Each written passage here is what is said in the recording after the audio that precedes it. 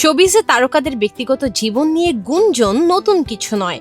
প্রেম, সম্পর্ক কিংবা ভবিষ্যৎ পরিকল্পনা, বিভিন্ন বিষয়ে এসব নিয়ে আলোচনায় আসেন তারকারা। এবার নিজের ব্যক্তিগত জীবন নিয়ে ছড়িয়ে পড়া গুঞ্জন সম্পর্কে মুখ খুলেছেন অভিনেত্রী সাদিয়া আয়মান।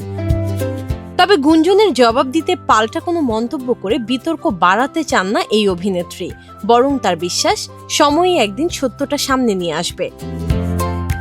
সাদিয়া আয়মান বলেন, একটি পক্ষ নিজের কথা বলার পর তিনি যদি নিজের সাইড অফ স্টোরি তুলে ধরেন তাহলে বিষয়টি আরো জটিল হয়ে উঠতে পারে।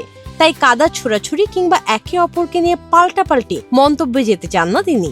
অভিনেত্রীর মতে আপাতত প্রেম বা বিয়ের চেয়ে ক্যারিয়ার গড়াতেই তার মনোযোগ বেশি। সঠিক সময় এলে জীবনে যা হওয়ার সেটাই হবে, এমন বিশ্বাস তার।